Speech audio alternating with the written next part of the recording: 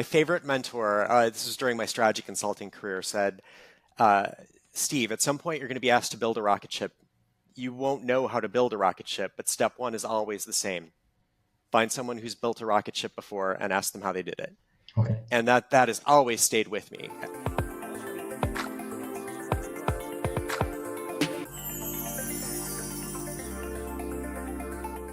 All right, it's time to get stuff done. I'm absolutely delighted to welcome Steve Dalton onto the Get Stuff Done podcast today. He's based in North Carolina. He is the world-renowned author of the 2-Hour Job Search. He has graduated from Duke MBA and has been speaking internationally, online and in person at a wide range of events, conferences, workshops, and enhancing his work as a career coach. I came across his book, The 2-Hour Job Search, several years ago, and if you've been following my LinkedIn, then you will have seen I've mentioned the book and the strategies that are in there several times. And so now, after a while of being in touch directly with Steve, I'm delighted to be able to have him on the podcast. So Steve, thanks so much for joining me today. It's great to be here. So maybe just tell us a little bit about how you came to become an author, because I understand that your undergrad was actually chemical engineering, and yet you didn't pursue that kind of path. So how did it all come about? Oh my goodness. Very, very much a design thinking lifestyle. You try something, you prototype, you get feedback on what works and what definitely doesn't work. And more stuff didn't work from my chemical engineering experience than what did work. Okay. I found the ethos of splitting big problems into their component parts quite compelling and interesting and engaging. But I wanted to apply that rigorous logic to a wider variety of challenges. And that was tough to do within chemical engineering. So that was ultimately what led me to transition out of engineering through strategy consulting, which was those 3 years were the best 10 years of my life, I often say, so that I could go back and get my MBA and get into my next guess at what my dream job would be. And how did it come from strategy consulting then into career coaching? Great question. So strategy consulting was my means to get my MBA, which I did from Duke's business school called Fuqua. I thought I had always wanted to be a marketer, and that all my childhood, I wanted to be the guy who made the Saturday morning cartoons that I grew up watching, until I got exactly what I wanted and realized it wasn't what I thought it would be. Now it's so much easier to get a real sense for what jobs are thanks to AI. You can go into ChatGPT and say, what are 10 projects I would need to get done if I were an blank or a blank? And it can tell you, like, here's the work you'd be doing. Do you find this compelling? And I didn't realize how much I would not actually enjoy the work involved in marketing. I enjoyed the people, I enjoyed the environment, but the work itself was just not, it accentuated my weaknesses and downplayed my strengths. So what blew my mind at that point was that I had done everything. I'm a rule follower at heart, as we'll talk about more. I did everything my career coaches and career centers had ever told me to do growing up, in undergrad and grad. I actually was the guy who went to the career center in undergraduate. But I was still, when I realized I was not going to be a marketer, I was going to do something different. I realized I had no idea how to find a job when there was no career center to provide interviews to me or to facilitate the securing of those interviews. And that stunned and scared me. I did everything they had told me, but I was still somehow unprepared for the rest of my life. And that to me felt like a big cosmic wrong that needed to be addressed and righted. So that was it was the car accident I couldn't look away from. I wanted to get in there and realize, like, how can we do career training better such that people who do everything you tell them to do aren't left empty-handed when things go sideways in their career and they need that knowledge more than ever. I am all about that. And that's exactly why I wanted to have you on the podcast, because your first book, and I know you've written others since then, resonated so much with me, because what I was seeing was incredibly smart, successful, highly motivated, talented people come to a point in their career where they were either suddenly or unexpectedly out of work, or found that it was time for them of their own volition to look for something new. And rather than employing all of the skills and experience and strategic mindset and good planning that they are using on a daily basis in their job, in their work, everything somehow seems to go out the window. And even though it's ultimately, you could say, even more important to your entire future well-being to be able to do it well, right? To find the right thing, because unfortunately there are very much tangible constraints that people have on a job search, especially if they find themselves unexpectedly out of work.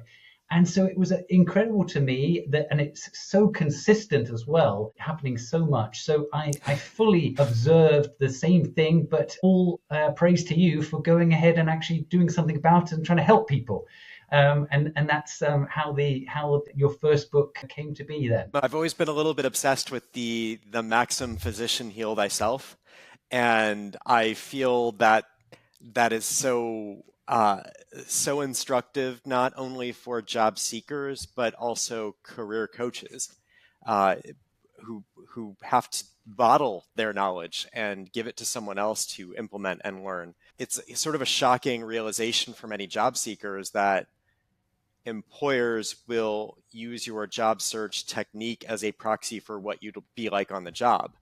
Do you treat hope like it's a strategy when it's clearly not?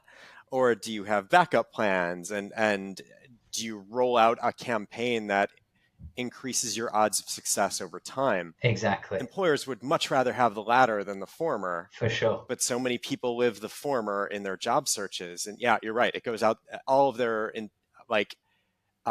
sophistication of thought goes out the window, and people just go to the most obvious, most painful approaches first when they're in such a disorienting environment, like needing to find employment. For sure. For sure. And I like what you said about career coaches trying to condense down into very bite-sized pieces. I have a lot of people approach me from being based in Korea, and people interested to move to Korea, interested to get a job in Korea.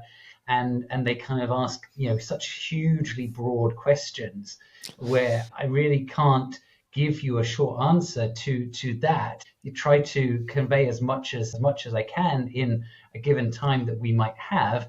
And I always end up telling people, the more specific the question, the more specific the answer, right? It's as simple as that. And so then we after a few iterations, we kind of get in. You're more than just an author, Steve, because you've also put some of your work on YouTube. I understand that you actually have one of the most watched YouTube videos of all time. Is that right? Yes, indeed. My video teaching my method for answering "Tell Me About Yourself" is one of the top 1% videos on YouTube, which is wild. But I love that people are drawn to that video because, just from an 80-20 perspective, there are few questions that carry more importance that you are asked regularly. We probably get asked that question thousands of times in our lifetimes, yet most of us just freestyle our answer. We improvise it every time. And we have no way of knowing, are we actually getting better at answering this than we were 5 years ago? And so giving people a framework, a fill-in-the-blank template that they can use to ensure they're conveying interesting information in a likable, authentic fashion. A lot of people found that helpful in a variety of professional and social settings. So I'm really excited that it is one of the centerpiece concepts to my second book, The Job Closer. Why do you think that question, tell me about yourself, is so commonly asked? Because it's not a great question. Why is it just icebreaker type of idea? Why do you think that because it is, I think, absolutely essential for anyone to prepare the answer to that, but just because it is so common? Yeah, I think for most people it's muscle memory. You've been asked this when you've met new people, and therefore it must be right. We paid $4 for a Starbucks coffee yesterday, therefore it must be correct to pay $4 for a Starbucks coffee today. never questioning whether the initial initial purchase was correct or wise. So I think a lot of people just do it not out of laziness, but out of habit. That question comes up a lot. To me, it's just troubling that a lot of interviewers, you ask 100 interviewers why they asked that question, and there will be a ton of different answers. Like, there's not a consensus. I think people should pretty much understand why they're asking a specific question. But I think the people just do it as an icebreaker, as a form of small talk. That said, it's predictable. And I am all about, I've never been the best athlete. I'm not the tallest, biggest guy, but I've always been a hustler. And that came from my family. And so if conversations are going to be predictable enough where I know with pretty good likelihood what the first few questions are going to be, I have no excuse not to excel in those questions, whether they are in social settings or in interviews. And tell me about yourself is the prime example of this. If you can predict one question in any conversation with someone new, it's going to be that one. So therefore, why not put some research into how can you engineer an optimal answer to that? So that's the mystery. I don't think anybody knows really why they ask it. They just ask it out of habit. But that doesn't mean the rest of us should take that question off and improvise. I think there's a dominant strategy for a variety of reasons for answering that question. And that's why it's been fun bringing that model to life. And so if, maybe there's some people listening to this episode who are at the stage of being, in the midst of job search, and they might be facing this tell me about yourself question in the next coming days or weeks. What for you is the most important element in order to give an optimal response for that? I think the key takeaway is that tell me about yourself is not a sales question. It's not built for that. A lot of people use it in professional settings to recite their resume, to talk about their credentials. There's a great study by Bauer and Clark. So I love research. Research backs almost practically everything that I teach, because I had to start somewhere with trying to build sets of instructions for what people considered to be art or unscriptable. Bauer and Clark did a study back in the 50s where they found that a list of facts are 6 to 7 times more memorable when woven into a story than when presented as a list of facts alone. So if your answer to tell me about yourself is a list of facts, then you are saying something that's pretty forgettable. We would like to be more memorable than forgettable. So therefore, we should present information in the form of a story, and stories feature causation.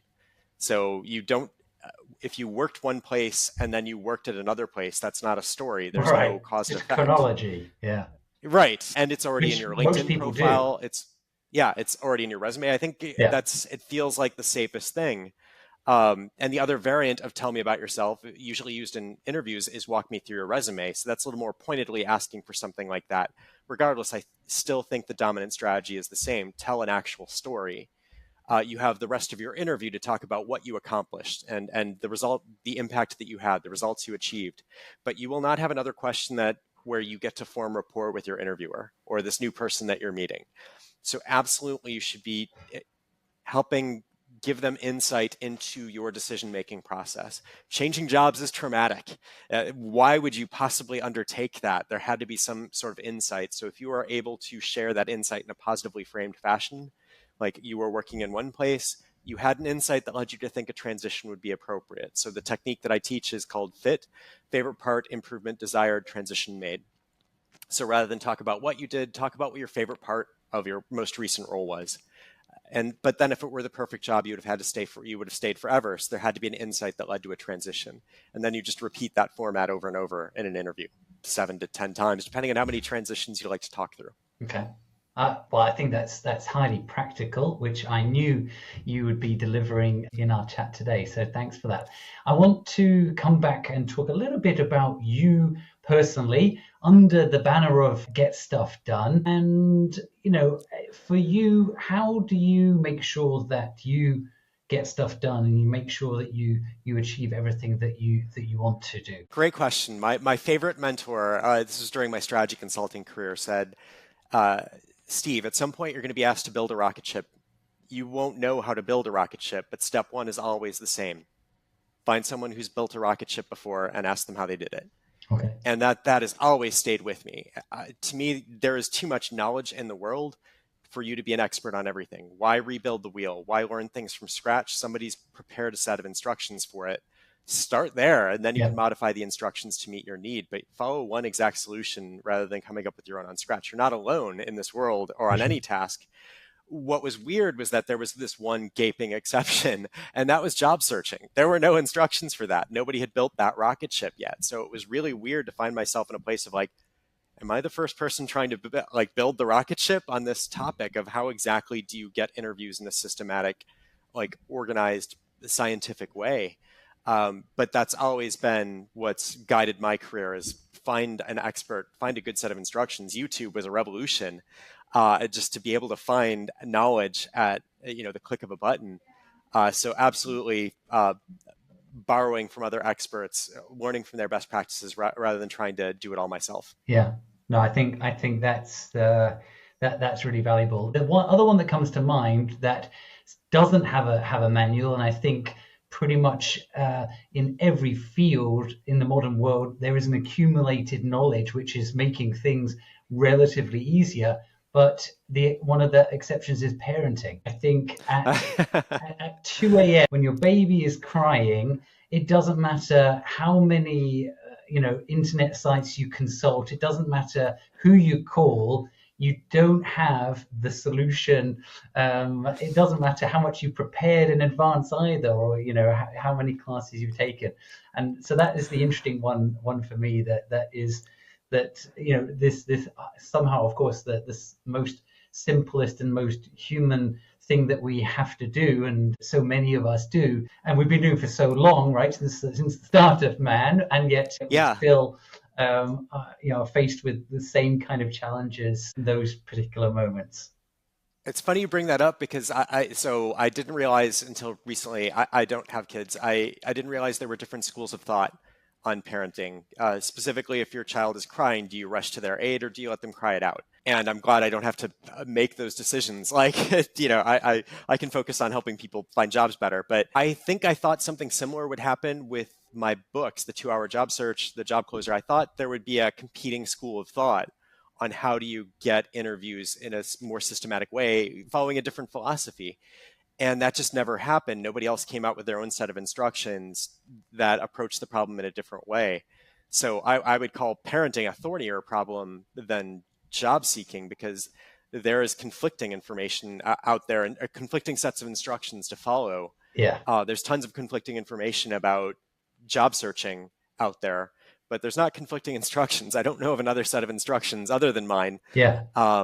So parenting is a particularly thorny, anxiety-inducing, on top of an already anxiety-inducing scenario where you're responsible for the life of another human being. Also not finite, and there's never a full completion, right? And if completion is raising that child to adulthood, well, still there's no grade, there's no objective comparison of what has been well achieved or not. I think that, just to stick with parenting, it reminds me of the story of, I think it's the Chinese American table tennis athlete who continues to have incredibly strict tiger parents, the Asian parents, who are still telling her, when are you going to get a real job? Even though I think she's the most successful female table tennis athlete ever been, perhaps as an American or maybe in her field. And they're still telling her, okay, that's enough now. Let's move on. Let's time to get a real job. So I think, that conflict of job, work, career success, and parenting, they do come at odds in a lot of occasions. What a great reframe for people who are stressing over their job search. Job searching, #easier than parenting. Yeah. Not that it's easy, but parenting is just so incredibly challenging and difficult. At least it seems that way. Job searching, at least there's a set of rules to follow, a set of instructions that can guide you. And you can probably get adequate sleep while doing it. Whereas parenting doesn't offer those benefits, it seems like. Indeed. So this Get Stuff Done podcast, I think, has now been listened to in around 45 different countries around the world. And I'm always fascinated about cultural differences. I think we feel globally connected. It's through technology. It's very easy to to jump on a video call with anybody anywhere in the world. And yet when it comes to work, when it comes to doing business, maybe even specifically what we're talking about today, job search and interviewing, still significant, massive cultural differences exist. How have you observed that when it comes to the area of career coaching and job search? How does that kind of play out in different cultures? I will say that the 2-hour job search has been used all over the world. The only variations I've seen implemented with it.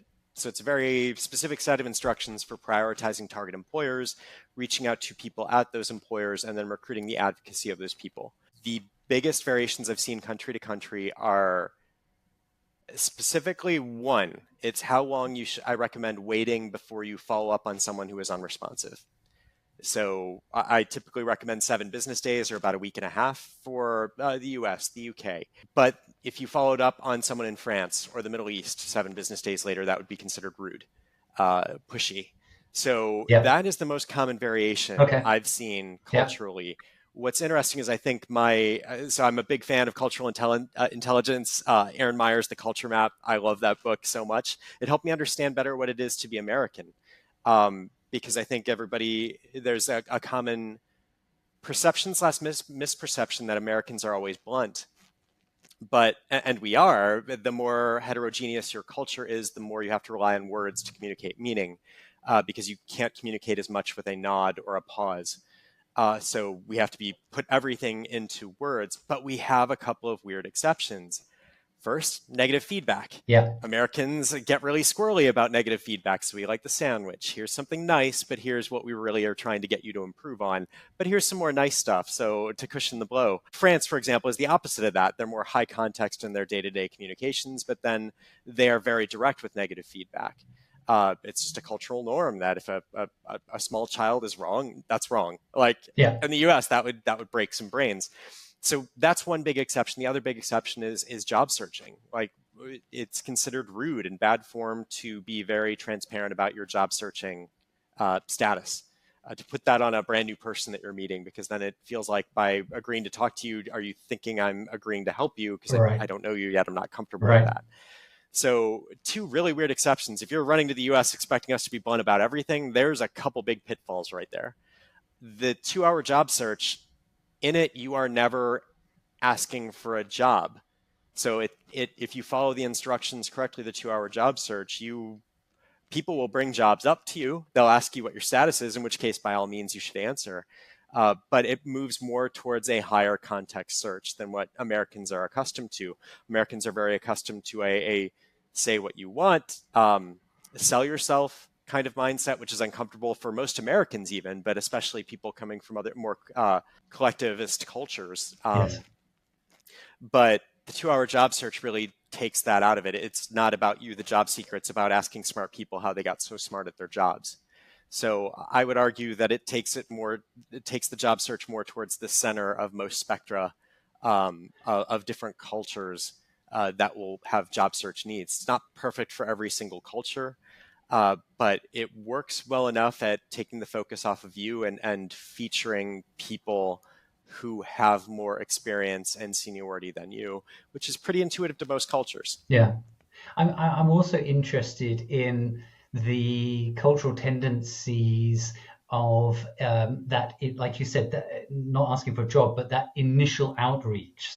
I've been, doing LinkedIn in quite a big way for about 15 years now, and I'm very interested with replies that come when I reach out to people. Sometimes I reach out to people very explicitly from the start about why I'm reaching out to them, and other times I'm just greeting them, and it elicits responses straight off, such as hi, how can I help you? Which I think is a great response, because it opens many avenues as to where that conversation might go. But right through to, in other extreme cases, people take a look at my profile and then say, "Oh, I'm not interested in the job. I'm happy working where I am, and I'm not going to be interested in applying for anything," when I have not even suggested that I might be contacting them on that basis. And sometimes I am, sometimes I'm not, but I'm always interested in talking to people. I think that recommendations are, much stronger than people who are so-called active candidates, right? Kind of seeking a job at this time.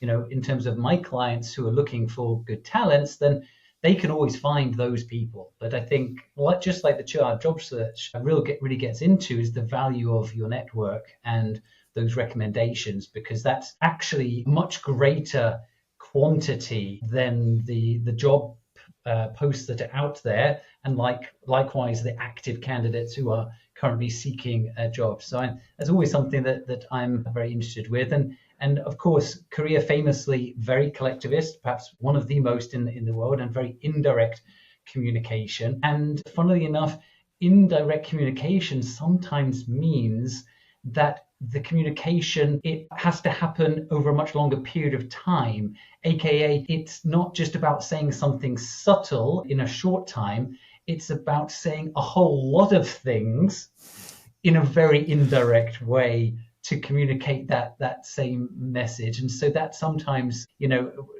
people famously talk about, getting a call from HR.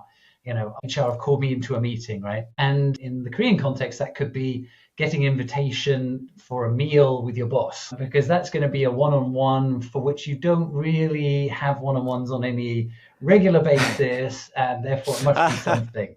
So it's very interesting to see that kind of that cultural difference.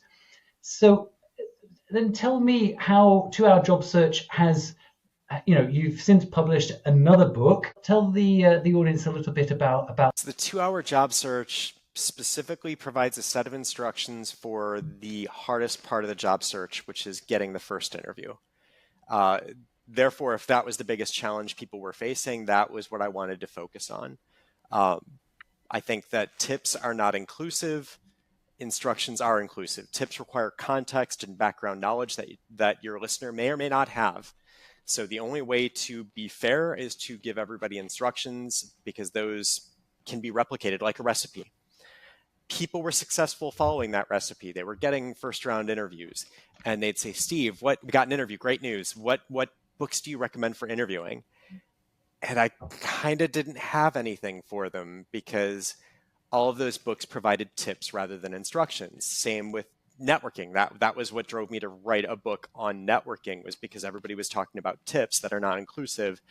And I knew there were people out there who, like myself, could not curate those tips into a usable format.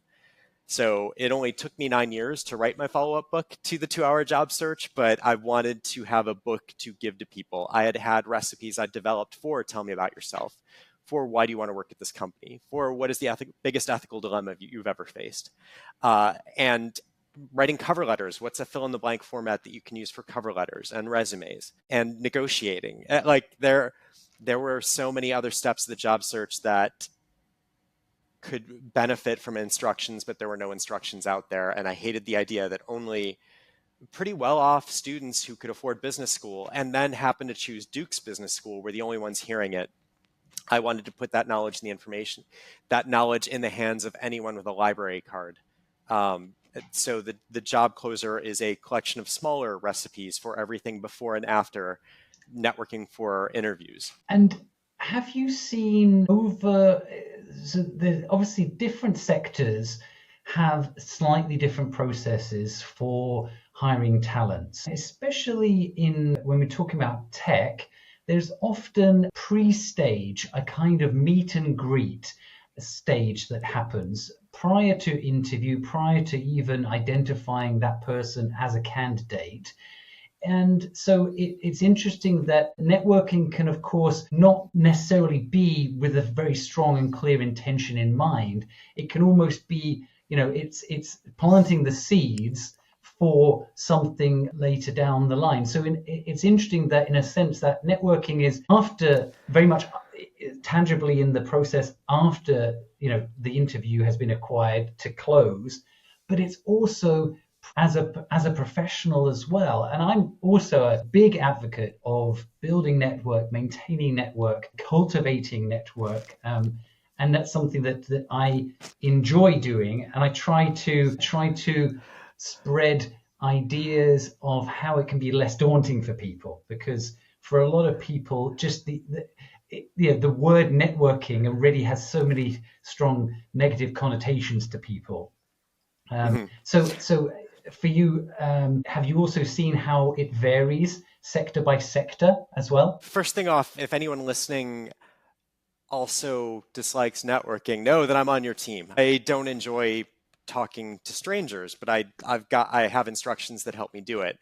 I think that was the weird thing. The people who were teaching job searching and relationship building before me were all good relationship builders and job seekers. Like, so asking them to prepare a set of instructions when so much of it came naturally is like asking a fish to describe water. It's just not that you can't do it. So the fact that it was really hard for me and I had to come up with diagnostics and rules, that's the reason I was able to write books. So know that this is a skill that you can acquire. It's a learned skill and you can follow exact instructions and get there. So I just wrote a piece, back to your question, Gordon. I just wrote a piece on what I call the universal round one. There's a study done by Brown, Setron, and Topa that found that for every one person hired through an online job posting application at the New York Fed, the monetary organization in the US, for every one person hired through an online job posting application, 12 were hired through referrals. So if you apply online, not only are you hoping you're one of the handful out of the hundreds who apply that they choose to interview, you're hoping it's the 1 out of 13 jobs that goes to the applicant rather than someone they know. So I call that the universal round one. Good news, everybody out there, you have a round one interview for every company you've ever wanted an interview with. Round one is the same at every company. They got together and standardized the format. So you only have to learn it once, but the format is this, and there's no time limit, and the time has already started. So you have all the time in the world. Whenever you get around to it, you can finish round one. But round one is this. You've got to find someone doing the job that you want one day in that organization to recommend you without using an online form. That's it. That's all there is to it. Every company in every sector. If you can do that, you get out of the whole online job posting soul-crushing experience where you spend hours and hours and hours and you learn nothing. Yeah. You are no better qualified for the job you want tomorrow as a result of having applied for jobs for 8 hours today. That is deeply troubling and problematic to me. So universal round one, you've got an interview wherever you want. You don't have time to get a recommendation at each of the companies, at every company out there. So you've got to prioritize and you've got to be strategic because you've got a full life on top of those things. And then you have to prepare resumes and write a cover letter occasionally. And so you have to manage your LinkedIn, which is something that your parents didn't have to do. So there's a lot more tasks involved in the modern job search. You've got to make time for that from somewhere. The job closer helps you make time from those legacy tasks that your parents did have to do.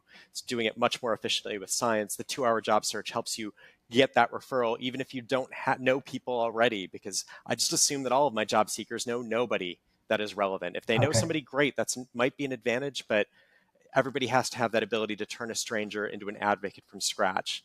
And that is a useful skill in any job. 100%. So to me, that's a much more fair way to select who you interview and promote, rather than who has the best online application, where it's all apples to oranges. Everybody looks good on paper. It's hard to differentiate. Yeah. So for me, embrace universal round one. Get really good at turning strangers into advocates. It shows that you have a real life skill that will be useful in any job. You will learn stuff and get smarter and better qualified every day. And it will get you out of the soul-crushing churn of online applications. I 100% agree with all of that, Steve. And I feel that the kind of then the culmination of that is that you are slowly building and perhaps becoming more aware of your personal brand, because you're understanding better how to introduce yourself, to sell yourself. Maybe that made people get kind of turned off when they hear those words, but just an alignment of what it is that you have to offer and how that could be valuable for someone else. That is essentially, if that is well aligned, then your personal brand can increase. Because I think that in the modern workplace more and more and more, where work is increasingly project-based and where things are constantly changing, knowing what you have to offer, but making sure that other people know is, I think, one of the keys to success. Because I think increasingly people personally change over time as well, and they join an organization with a certain, say, top 3-5 priorities of what they're looking for and what they would like to get out of that particular role. And a few years later, it's an entirely different set, which then requires a different role within the organization, if possible, or indeed initiating a wider search for something that does match. So I think absolutely key kind of life skill, so that people can, in another way, it's about, if someone is describing you, how would they describe you? Right. Exactly that. And a lot of people don't know that, or what they think is rather different to the reality. So I often tell people is ask your close network, not just family and friends, but colleagues as well.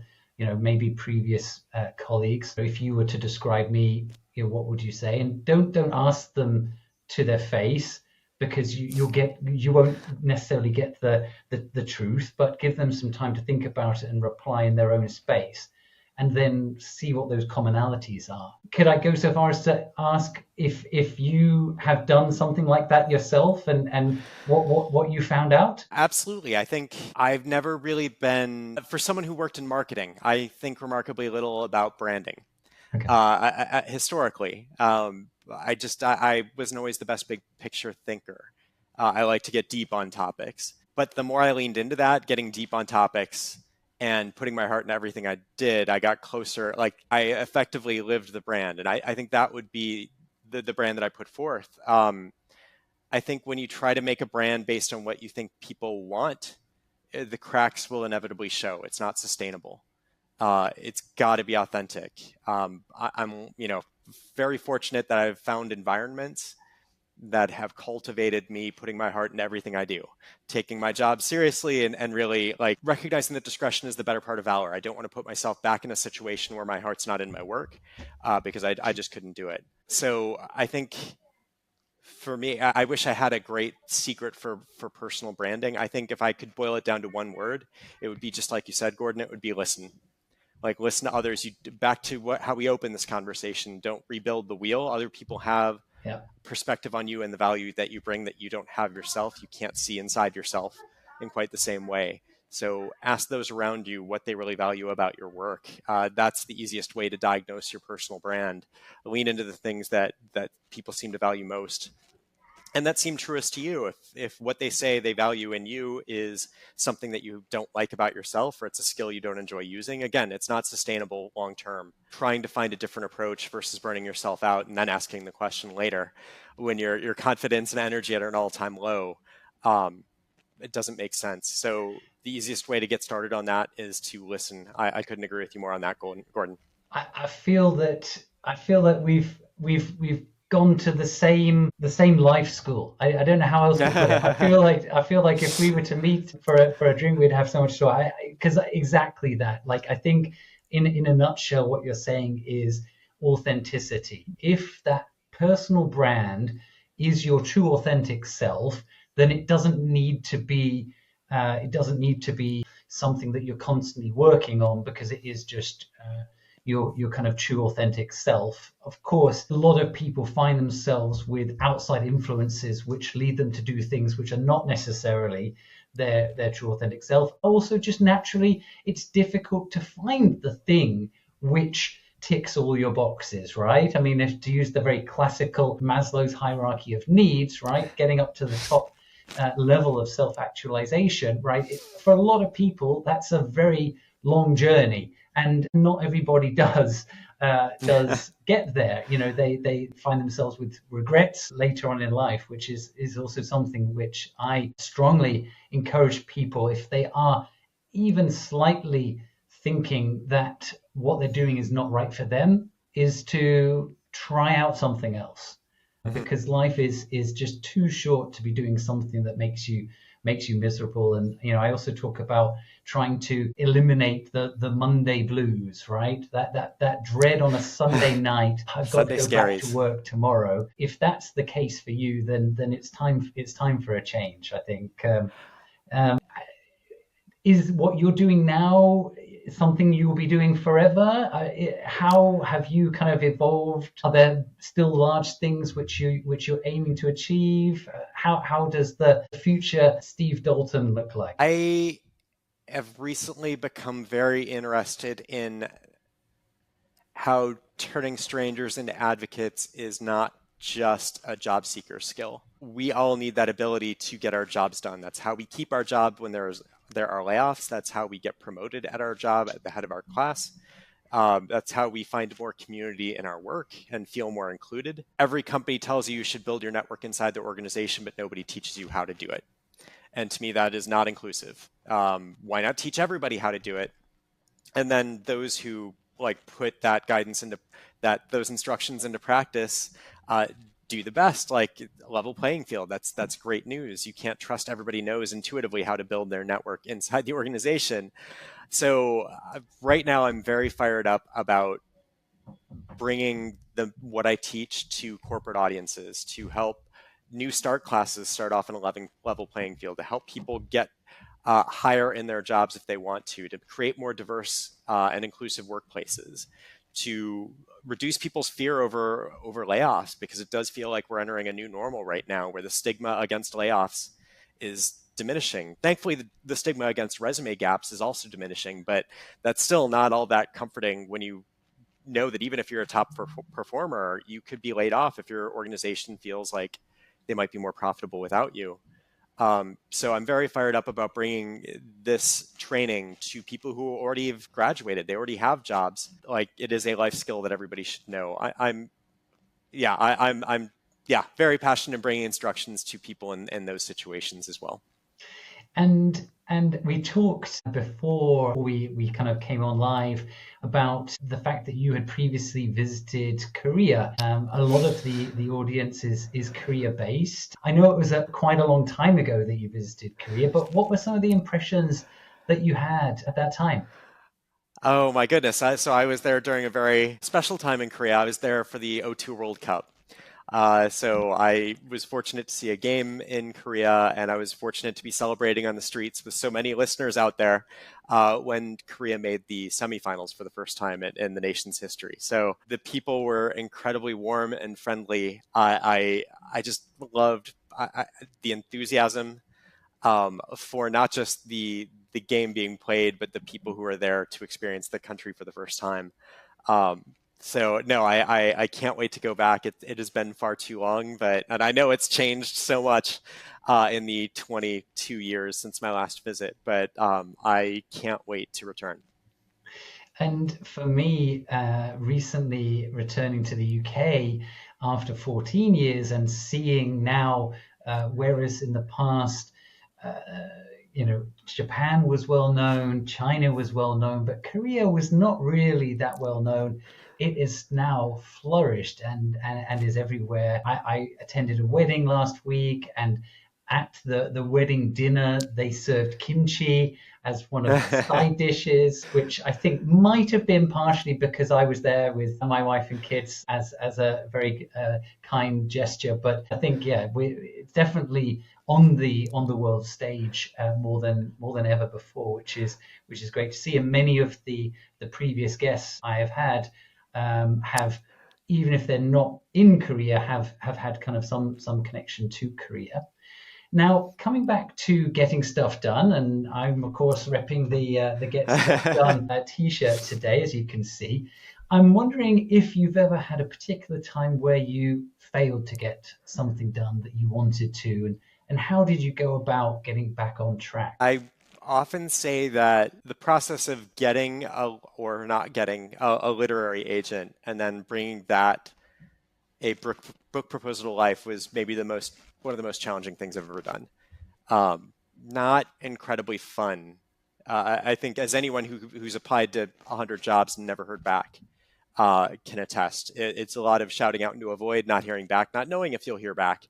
after putting yourself out there for evaluation and judgment. And little did I know the fun was just beginning. When I finally got the agent, I've never had so much constructive criticism in such a condensed period of time. It was all salt, no sugar, because my agent only is profitable if the book sells. Right. So minimizing the amount of time it takes to get to that point was the order of the day. Okay. I think what helped me do that again is Shrinking the Change. Dan Heath, a good friend of mine, wrote Made to Stick and Switch, and with his brother Chip Heath, and a number of other great books. But they talk about shrinking the change in their book Switch. And I think that's why I've always been a fan of seeking out instructions. The process I used to pitch agents was following somebody else's instructions, Okay. Modifying it with some ideas that I had for how it could be possibly improved a little bit better. I follow Tim Ferriss talks about his process for selecting agents to pitch in the 4-hour work week, and I borrowed that process with some innovations as well. Nice. The constructive criticism was a different beast, though. Just hearing all negative things. Trying to build consensus on drafts of the chapters I'd send, and we'd never get past the first page. So I learned to stop sending chapters and started sending pages, and we'd never get past the first page. And then I started sending a page, and we'd never get past the first paragraph. And then I started just sending a paragraph. And then we finally were able to get the vibe and like once I had the vibe on that first sentence, I could replicate that tone and that approach. So I think that would be my biggest aha from that experience was find the smallest unit of agreement when you are in a situation that feels unsolvable, intractable, involving another person or another stakeholder. Yeah. Find the smallest unit of agreement and halo out from that rather than focusing on the big differences that you may have along the way. At least then you can start saying yes to each other, and that I think that's been a life lesson I've taken with me. I consider it a superpower now. I'm immune to constructive criticism.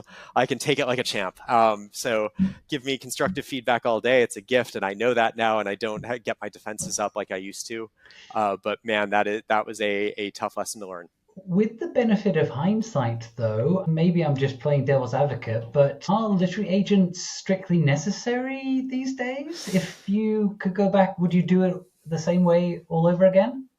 Oh gosh, I've thought about that question, but never hard enough to actually come up with an answer because I think that would be a painful one to solve. Okay. Self-publishing technology has come a long way, so it's almost hard to tell a self-published book from a book published by a major publishing house.